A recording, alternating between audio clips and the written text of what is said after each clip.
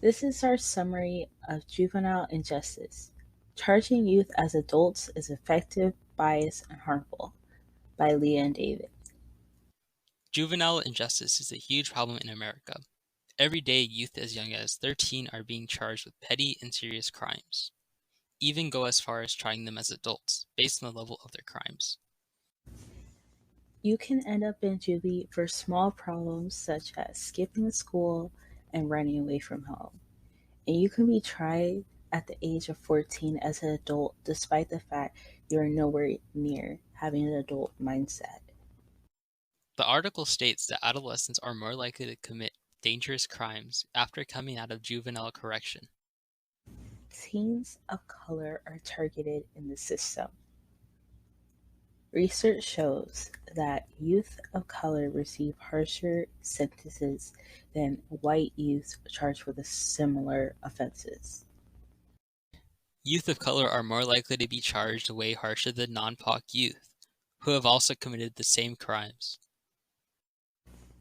What that means is that our youth of color are not as protected when it comes to the system and are more likely to end up back in jail later in their adult lives. Researchers say that time has shown that harshly punishing youth by trying them in an adult system has failed as an effective deterrent. Several large-scale studies have found higher recidivism rates among juveniles tried and sentenced in adult court than among youth charged with similar offenses. The system tends to ignore the consequences of charging youth as adults, and how harmful it can be for the upbringing. Juvenile court is meant to look over the cases with families, the community, and to keep in mind the future of the person being charged. What can lead youth to a moment of crime, because that's mostly what happens, is that it's just moments where they have made mistakes. In some cases, these kids have grown up around poverty or just have had a rough upbringing, either having absent parents who work a lot or those who simply just don't care.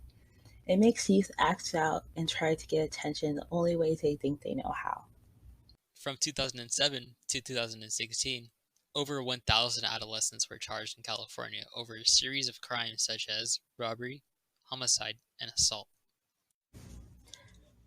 60.4% of the juvenile population in California were Latino, 25% were Black, 9% of them were white, and 3.2% were Asian.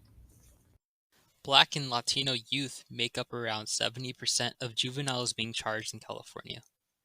When we lock up young people, they are more likely to be exposed to extreme violence, fall prey to abuse, and suffer from illnesses.